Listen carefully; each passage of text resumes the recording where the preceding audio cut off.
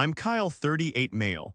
I work as an archivist for the city, a job that suits my quiet nature and meticulous attention to detail. I live alone in a modest apartment, finding comfort in the predictable order of historical records and the silence of the archives. My life is simple, perhaps even boring to some, but it's been mine. For years, the one anchor to my family, the one thing I thought was unshakable, was the family vacation home at Mirror Lake, a place built by my father's own hands, a place he promised would belong to both his children forever. But a quiet, devastating betrayal was about to prove that even promises set in stone can be washed away, and I would soon discover that my skill for unearthing buried truths in old documents would become the most important tool in my life. Before this story unfolds, I'd love to connect with you. Please let me know in the comments where you're watching from and what time it is in your corner of the world. It's amazing to see how far these stories can travel. The Mirror Lake house wasn't just wood and nails. It was a living scrapbook of my childhood. Every scratch on the hardwood floor, every mismatched coffee mug in the kitchen, every faded photograph on the mantelpiece held a story. I could walk through that house blindfolded and tell you exactly where the loose floorboard creaked or which window screen had a tiny tear from that one summer a rogue squirrel decided to move in. My father, a man who believed in the tangible permanence of things, built it with my grandfather over 3 long, sweat-drenched summers. When I was 10 and my sister Vanessa was 7, he sat us both down on the newly finished porch, the smell of fresh pine still hanging in the air. He held up a copy of the deed, a document that seemed impossibly formal for such a personal place. "This house," he said, his voice firm but warm, "is for you too. When you're grown, it will be in both your names. Not one, not the other, both. You share it, you care for it, and you remember what it stands for." That was the pact. It was as foundational to our family as the stone fireplace he was so proud of. After Dad passed away a decade ago, my mother, Brenda, took over the management of the property. A retired real estate agent, she was efficient and knowledgeable about upkeep, taxes, and all the little details that keep a property running. I never questioned her handling of it. Why would I? It was our family home. Vanessa, even from a young age, was always the golden child. She was outgoing, charming, and effortlessly captured everyone's attention, especially our mother's. While I was content reading a book on the dock, Vanessa was organizing neighborhood boat races. While I was learning to identify bird calls with my dad, she was charming the parents of every kid on the lake. As we grew up, this dynamic only solidified. She became a successful lifestyle blogger, her online persona a curated gallery of perfect moments, many of which were staged at the lake house. The cabin became her brand, a rustic chic backdrop for sponsored posts about artisanal coffee and sustainable yoga wear. I didn't resent her success, but I did feel a growing distance from the place I loved. It started to feel less like our shared history and more like her personal set piece. My visits became less frequent. I'd try to book a weekend only to be told by my mother, "Oh, Kyle, Vanessa is having a few friends up for a content creation retreat. Maybe next month?" Or, "Honey, Vanessa needs the whole week to shoot her summer lookbook. You understand?" I did understand, or at least I told myself I did. My job was demanding and I didn't want to cause friction. The pact my father made was about sharing, and if this was her way of using her share, who was I to argue? Still, a part of me felt like an outsider looking in. The house started appearing more on my social media feed than in my actual life. I saw pictures of strangers lounging on the porch swing where my dad taught me to tie a fishing knot. I saw videos of catered parties in the living room where we used to play board games on rainy afternoons. Every post felt like a small erasure of my own memories, replacing them with a glossier, more marketable version. My mother encouraged it all. "Isn't Vanessa doing wonderfully?" she'd say. That house is a real asset to her career. The word asset stung. To my dad, it was a legacy. To my mother and sister, it was becoming just another piece of property. The last time I was there, about 6 months ago, things felt different. A new expensive espresso machine sat on the kitchen counter where our old battered percolator used to be. The worn-out armchair my dad always sat in had been replaced with a stylish but uncomfortable wicker thing. Small changes, but they spoke volumes. It was like the soul of the house was being renovated away. During that visit, my mother was unusually interested in the property taxes. She mentioned that the NTY had reassessed the value and the taxes were going up significantly. "It's getting to be a lot to manage, Kyle," she said, sighing dramatically. "With just my pension, it's a real strain." I immediately offered to contribute more. "Mom, of course, I can set up an automatic transfer. Just tell me how much you need." She waved my offer away. No, it's not about that. It's just the paperwork, the ownership, it's all so complicated." I didn't press the issue, assuming she was simply venting. It never occurred to me that she was laying the groundwork for something else entirely. It was a conversation designed not for resolution but for justification. She was planting the seed of a problem so that when she presented her solution it would seem reasonable. Looking back, the signs were all there, subtle and easy to dismiss. The way she'd steer conversations away from my future plans for the house. The way Vanessa would talk about my lake house in her posts. The gradual, systematic phasing out of my presence and my history from the one place on earth I truly felt was home. The pact was being broken not with a bang, but with a series of quiet, polite, and devastatingly effective whispers. And I, too preoccupied with my own quiet life, was letting it happen. The betrayal wasn't delivered in a shouting match or a tearful confession. It arrived in a plain manila envelope from the county tax assessor's office. It was the annual property tax statement for the lake house, something my mother usually handled but had apparently been forwarded to my address by mistake. I almost tossed it onto the pile of junk mail, assuming it was a duplicate. But for some reason, a nagging feeling prompted me to open it. My job has trained me to pay attention to the fine print, to the details others might overlook. As I scanned the familiar document, my eyes drifted to the top left corner to the section listing the registered owners. My father's name was still there, listed as deceased, which was standard. My mother, Brenda, was listed next. And then where my name should have been was a single jarring word, Vanessa. I stared at the paper, my mind refusing to process what I was seeing. It had to be a typo, a clerical error. These things happened all the time. I read it again. Brenda last name and Vanessa last name. My name was gone. It wasn't just misspelled or abbreviated, it was completely, utterly absent. A cold, heavy feeling settled in my stomach. The air in my quiet apartment suddenly felt thick and suffocating. I walked over to my filing cabinet, my hands moving on autopilot, and pulled out the folder labeled Lake House. Inside was a copy of the original deed from after my father's passing, the one that had been updated to show ownership being transferred to my mother and to both of his children as per his will. I laid it flat on my desk next to the tax bill. There it was, clear as day. Brenda last name, Kyle last name, and Vanessa last name. The two documents stared back at me, one a testament to my father's promise, the other a proclamation of its violation. The quiet efficiency of it all was the most chilling part. No one had called me, no one had told me. I had been surgically removed from my own history without a single word. My first instinct was to call my mother and demand an explanation. My hand was on my phone, my thumb hovering over her contact photo, but I stopped. What would I even say? Did you take my name off the deed? The question itself sounded absurd, paranoid, and what would she say? I could already hear her voice, smooth and reasonable, explaining it away.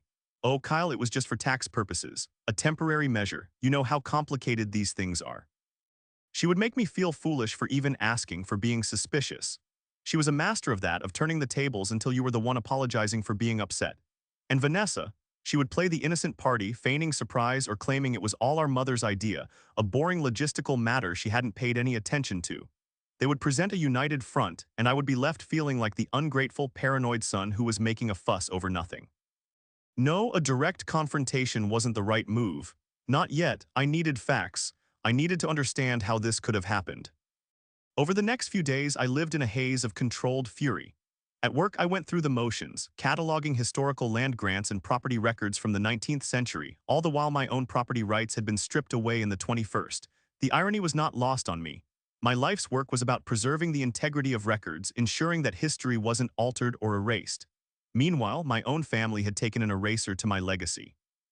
I spent my evenings online navigating the county's public records portal. It was a clunky, outdated system, but I knew my way around databases. After an hour of searching, I found it, a quitclaim deed. Ed filed 8 months ago. My mother, Brenda, was listed as the grantor. The grantees were listed as Brenda last name and Vanessa last name. The document effectively surrendered my share of the property and transferred it to them. And there at the bottom were the signatures. My mother's was crisp and familiar, and next to it was a signature that was supposed to be mine. It was a decent forgery, I had to admit. It had the right shape, the right slant, but it wasn't mine. The loop on my K was slightly off. The tail of my E was too short. It was a skilled imitation, but it was a lie. A cold, calculated lie signed on a legal document to steal my birthright. Seeing my forged signature was the breaking point. The vague sense of hurt and confusion curdled into a hard, sharp anger. This wasn't a misunderstanding or a simple mistake. This was a premeditated act of theft, orchestrated by my mother and enabled by my sister. They hadn't just removed my name, they had impersonated me to do it. They had used my identity to disinherit me. I thought back to that conversation about the rising taxes. It wasn't a complaint, it was an alibi in the making. She was creating a narrative of financial burden that would justify this move, at least in her own mind. She probably told herself she was doing it for practical reasons, to simplify things, to help Vanessa's career. But in reality, she had chosen one child over the other. She had honored the golden child by sacrificing the quiet one. The silence surrounding the act was what made it so profound. It was a betrayal that assumed I would either never find out, or if I did, that I wouldn't have the courage or the knowledge to do anything about it. They had severely underestimated me. They saw me as passive, agreeable Kyle. They had forgotten that I spend my days sifting through lies and forgeries to find the truth, and I was about to do the same thing to them. For about a week, I did nothing. I let the anger simmer, transforming from a raw, hot rage into a colder, more focused resolve. I kept the forged deed on my computer screen, studying it, memorizing the flawed curves of my own name. It became a symbol of their deception. During the day, I methodically performed my duties at the archive. I handled brittle, centuries-old documents with care, my mind a world away, replaying every conversation, every interaction with my mother and sister over the past year. I was searching for clues I had missed, for the subtle hints that this was coming. The process was agonizing. It felt like every memory of them was now tainted, viewed through the lens of this profound deceit. Was their kindness always a performance? Was their love conditional? I felt an immense sense of loss, not just for the house, but for the family I thought I had. The house was the tangible symbol of that family, and its theft felt like a final confirmation that I was not, and perhaps never had been, an equal member. One afternoon, I was processing a collection of Civil War-era property disputes. The cases were complex, filled with handwritten letters, conflicting claims, and rudimentary deeds. It was tedious work, but as I was cross-referencing a land transfer document from 1868 with state statutes from that period, something caught my eye. It was a footnote in a legal text about property conveyance, detailing a law enacted to prevent fraudulent land grabs during the chaos of the post-war years. The law stipulated that for a title to be transferred, all parties listed on the existing deed had to be physically present to sign before a notary public, unless a legally sound power of attorney was presented. The statute was designed to make it impossible for one partner to secretly sell off a shared farm or for a swindler to forge a signature and steal a family's land without the owners being in the room. It was an old law, an artifact of a different time. Surely, I thought, modern laws had superseded it. It was probably just a historical curiosity. But the idea took root. My mind, trained to follow threads through tangled records, couldn't let it go. That night, I didn't go home. I stayed late at the archive, long after my colleagues had left. The silence of the building, usually a comfort, felt charged with purpose. I used the archive's legal research subscriptions, which were far more powerful than anything I could access from home. I started with the current property laws for our state. I waded through dense legalese, my eyes scanning for anything related to title transfers and quitclaim deeds. It was all very modern and streamlined: electronic filings, digital signatures, notarizations via video call. Everything seemed to point to a system that could be easily exploited by someone like my mother. My heart sank. Maybe the forgery was legally binding. Maybe their quiet, paper-based coup had been successful. I was about to give up when I decided to trace the law backward. I searched for the history of property conveyance statutes in our state, and there it was. The old 1860s law had never been repealed. It had been amended, updated, and built upon, but its core principle, the requirement for all parties to be present for the transfer of jointly owned real property, was still on the books. It had been folded into a larger, more modern piece of legislation, hidden in a subsection that was rarely cited but was still legally valid. My breath caught in my chest. I read it again and then a third time. All grantors listed on the title must be present at the time of signing and must provide government-issued identification to the notarizing officer. There were no exceptions listed for intrafamily transfers, no loopholes for convenience. My mother, the retired real estate agent, should have known this. Or perhaps she did, and she gambled on a notary who was lazy or complicit, someone who would just stamp the document without verifying all the signatories. The forgery wasn't just immoral, it was legally void. My signature on that document was worthless not just because I didn't sign it, but because I wasn't even in the room when it was notarized. A slow smile spread across my face. It wasn't a happy smile, but one of grim satisfaction. They had built their entire deception on a foundation of paper, believing a forged signature was enough, but they had missed the fine print. My mother, in her arrogance and haste to install her favored child as the rightful heir, had made a critical error. She had focused on the what, getting my name off the deed, but she had failed on the how. She assumed the process was a mere formality. My sister, wrapped up in her world of curated perfection, would have been blissfully ignorant of the legal mechanics, trusting our mother completely. This was the opening I needed. This was the flaw in their plan. The quiet betrayal they had executed in the shadows was about to be dragged into the light, not by an emotional outburst but by a dusty, forgotten piece of legislation. My father had built the house with his hands, a physical legacy of wood and stone. But my legacy, it turned out, was my mind. My quiet, meticulous, and grossly underestimated mind. The archivist was about to teach his family a lesson about the permanence of records and the power of buried truths. The pact my father made wasn't dead. It had just been waiting for me to find the right tool to enforce it. The knowledge of the obscure law was a powerful weapon, but I knew I couldn't wield it alone. A layman's interpretation of a statute, no matter how clear it seemed, could be easily dismissed. I needed legal validation. I needed an expert. More than that, I needed an ally. There was only one person I could trust, Arthur Vance.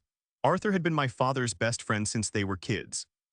He was a semi-retired attorney who had handled all of my family's legal affairs for 40 years, from drafting my father's will to setting up the original trust for the lake house. He was a man of quiet integrity, with a sharp mind and a demeanor that was both comforting and formidable. After my dad passed, Arthur always made a point to check in on me, his calls a quiet reminder that someone still cared. I hadn't spoken to him in nearly a year, but I knew he would take my call. He was a link to my father, to a time when our family was whole. I called his office the next morning, my heart pounding with a mixture of anxiety and hope. His longtime paralegal Margaret answered. She recognized my voice immediately. "Kyle, how lovely to hear from you. How are you doing?" I told her I was fine, but that I needed to speak with Arthur about a sensitive family matter. She put me through without hesitation. Arthur's voice was exactly as I remembered it, deep, calm, and reassuring. "Kyle, my boy, it's been too long. What's on your mind?" I took a deep breath and laid it all out. I told him about the tax bill, the missing name, the discovery of the quitclaim deed on the county website, and the forged signature. I could hear him making notes on a legal pad as I spoke. I finished by telling him about the 19th century statute I had found and my theory that the transfer was legally invalid. For a long moment, there was only silence on the other end of the line. I started to worry that I had sounded crazy, that I had misinterpreted everything. Then Arthur let out a low whistle. "Brenda did what?" he said, his voice no longer calm. There was a hard edge to it, a tone of disbelief and anger. "Kyle, are you absolutely certain about the signature?" "I'm positive, Arthur, it's not mine." He was silent for another moment. "The statute you found, Section 2B of the State Property Conveyance Act of 1868, if I'm not mistaken. Most lawyers have forgotten it even exists. Your father would be damn proud of you for digging that up. You're a chip off the old block, son." Hearing him say that, hearing that validation felt like a dam breaking inside me. The tension I'd be and holding for weeks began to release. "You're right, Kyle," Arthur continued, his voice now all business. "You are 100% correct. If you weren't physically present to sign that document in front of the notary, the transfer is fraudulent. The deed is void. It's not worth the paper it's printed on." He asked me to email him copies of the original deed, the new tax bill, and a link to the fraudulent quitclaim deed from the county records. "Don't say a word to your mother or your sister," he warned. "Not yet. Let me do some digging. I want to see who notarized this thing. I have a feeling Brenda didn't go to a stranger." 2 days later, Arthur called me back. His tone was grim. "I looked into the notary," he said. "Her name is Patricia Bell. She's a retired colleague of your mother's from her real estate days. They've been friends for 30 years. The final piece of the puzzle clicked into place. My mother hadn't just relied on a lazy notary. She had conspired with a complicit one. Her friend Patricia had either knowingly accepted the forgery or had been so trusting of Brenda that she'd just stamped the document without asking any questions. Either way, it was gross professional misconduct. "This is worse than I thought, Kyle," Arthur said. "This wasn't just a lapse in judgment. This was a coordinated effort to defraud you of your property." Arthur explained my options. We could file a lawsuit immediately to have the deed declared void. It would be a surefire win in court, but it would be a long, expensive, and messy process. It would tear the family apart in a very public way. "And knowing your mother," Arthur added, "she would play the victim. She'd paint you as the greedy son taking his poor, aging mother to court." He then proposed another option. "There's a quieter way to handle this," he said, "a way that puts the power back in your hands." He suggested we leverage the threat of legal action not just against my mother but against the notary. Patricia Bell could lose her notary commission, face significant fines, and potentially even be sued for her role in the fraud. The professional and financial risk to her would be immense. Plan was simple. We would arrange a family meeting at Arthur's office under the pretense of discussing estate planning. We would have my mother, my sister, and myself all present. Arthur would act as a neutral mediator. "We won't lead with the accusations," Arthur explained. "We'll let your mother and sister explain the new arrangement in their own words. We'll give them every opportunity to tell the truth. And when they lie, we will present them with the evidence of the forgery and the illegal notary. We will give your mother a choice. Sign a new quitclaim deed that restores your name to the title immediately, or we walk out of that room and I file a lawsuit against her and a formal complaint against her friend Patricia with the state. It was perfect. It was quiet, precise, and devastatingly effective. It used their own secrecy and deception against them. It wasn't about public humiliation. It was about forcing them to look me in the eye and confront the consequences of their actions. It was about justice, not just revenge. I agreed immediately. The stage was set.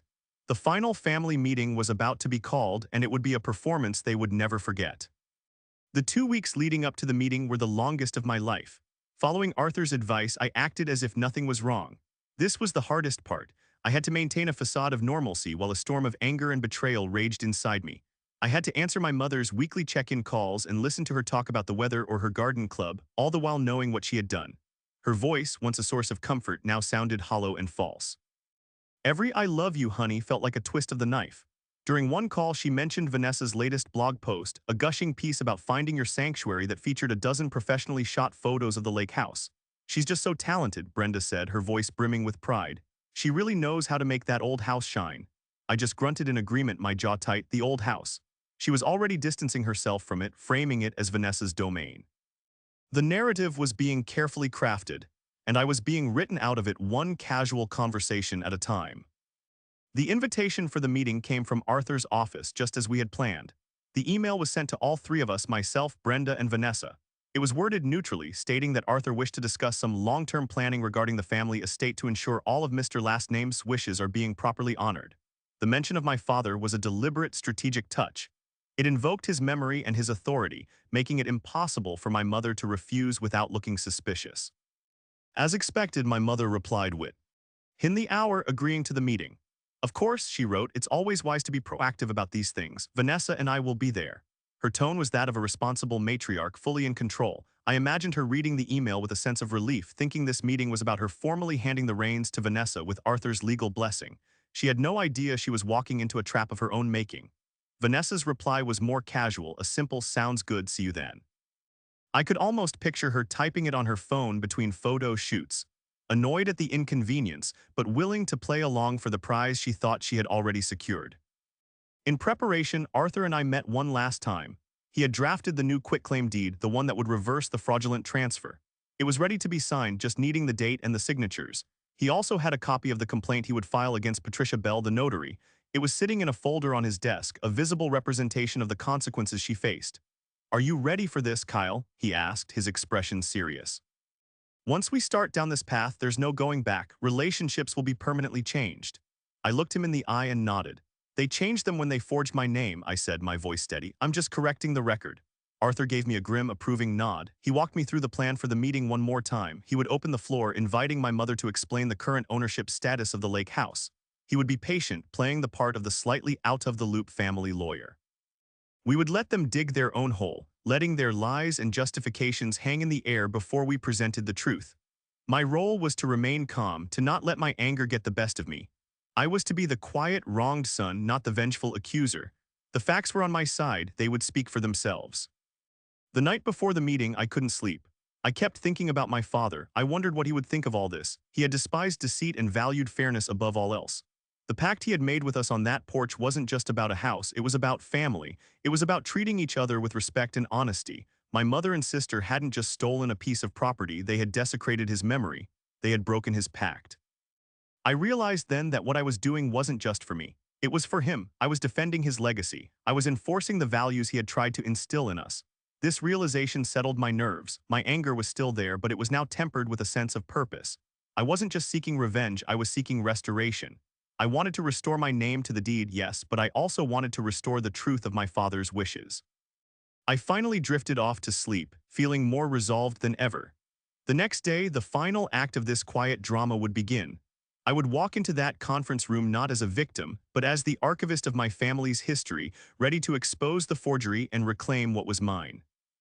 Arthur Vance's office was on the top floor of an old brick building downtown, with large windows that overlooked the city square. The conference room was exactly as I'd imagined, a long, polished mahogany table, high-backed leather chairs, and walls lined with leather-bound legal books. It felt formal and intimidating, a perfect stage for the drama about to unfold. I arrived early, and Arthur greeted me with a firm handshake and a reassuring look. We sat in silence for a few minutes, the unsigned deed and the complaint against Patricia Bell resting in a neat folder in the center of the table. A silent testament to the two paths the day could take. My mother and Vanessa arrived together right on time. Brenda was dressed in a crisp blazer, looking every bit the competent real estate professional.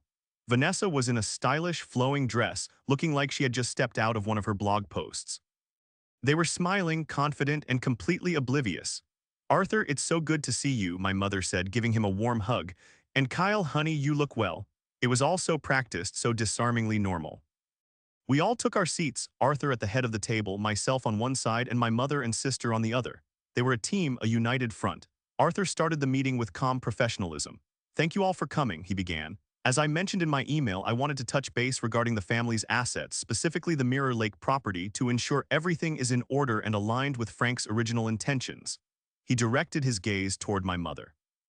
"Brenda, perhaps you could start by bringing me up to date on the current ownership status of the house." My mother straightened up, placing her hands on the table. "Of course, Arthur," she said, her voice smooth and confident. "It's all very straightforward. As you know, the house passed to me and the children after Frank's death. However, with the rising taxes and upkeep costs, it became a bit of a burden. Kyle is so busy with his career and he rarely has time to get up there anymore." She glanced at me with a look of feigned sympathy. "Vanessa, on the other hand, uses it frequently for her business. It's become a wonderful asset for her. So for simplicity's sake, we decided to streamline the ownership. We transferred the deed so that it is now solely in my name and Vanessa's. It just makes more sense from a practical standpoint." Vanessa nodded along, adding, "It was really Mom's idea. I'm happy to help manage everything. The house has never looked better." Arthur listened patiently, his face unreadable. "I see," he said slowly. "So you filed a new deed to remove Kyle's name. Did Kyle agree to this arrangement?" "Oh, absolutely," my mother said without a flicker of hesitation. "He was completely on board. He understood that it was the most logical solution for everyone. We signed the paperwork about 8 months ago."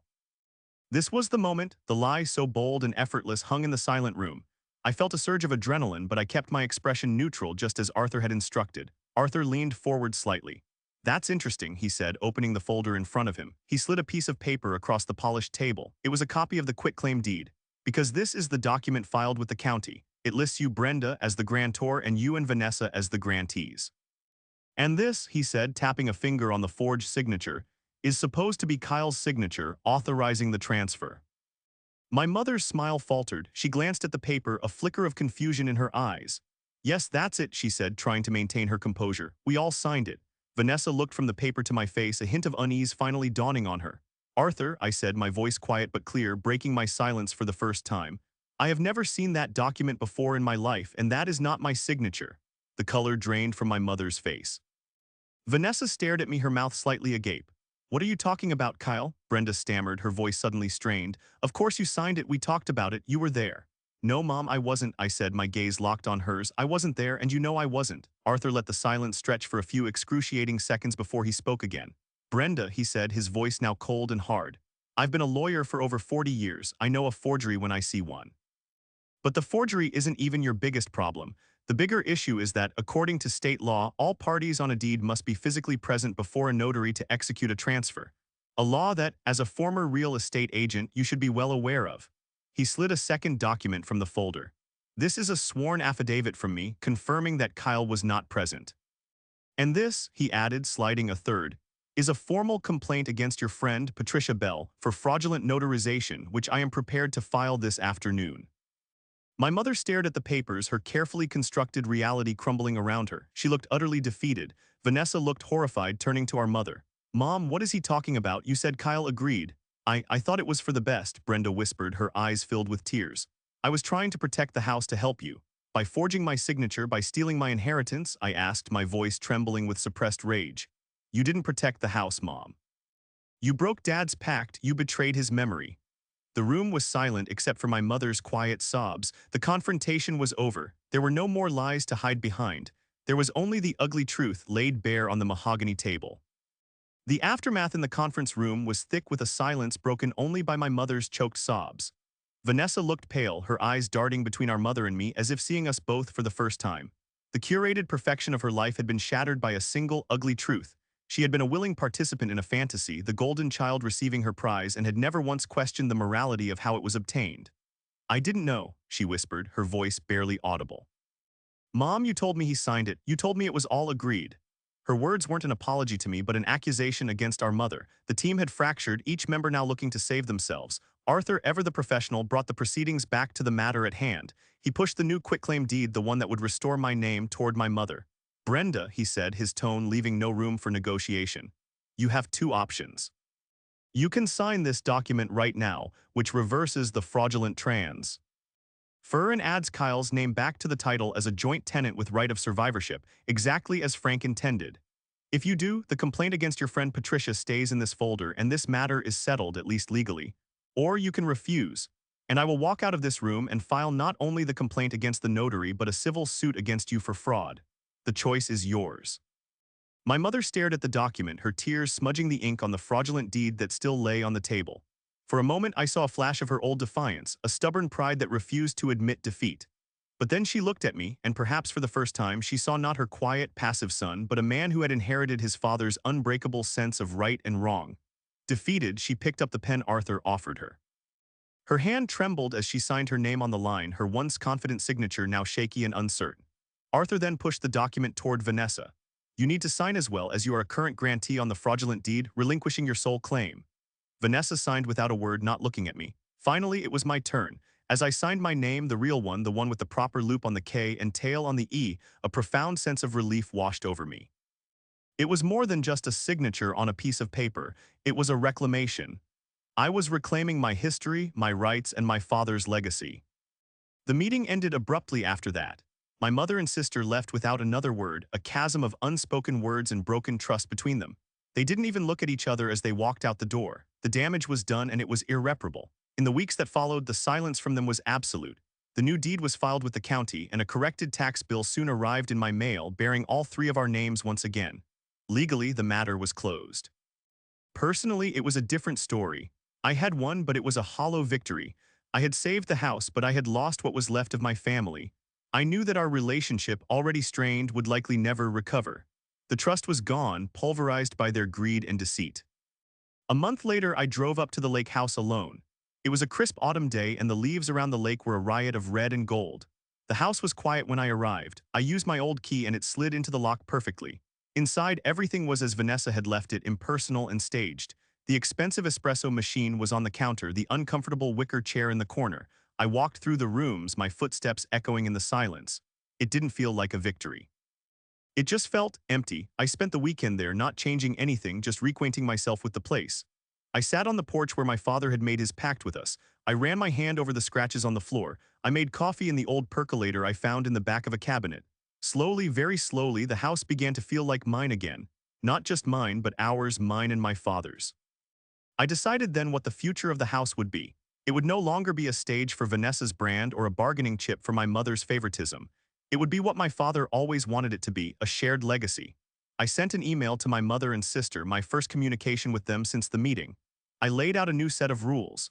We would create a formal calendar for using the house with time divided equally. All major decisions about repairs or changes would have to be approved by all three of us in writing. All costs would be split three ways with automated payments to a joint account. It was a business arrangement, cold and impersonal, but it was fair. It was the only way forward. Vanessa agreed via curt email. My mother didn't respond at all, but the first payment from her account appeared in the new bank account on the first of the month. It was a silent, bitter acknowledgement of the new reality.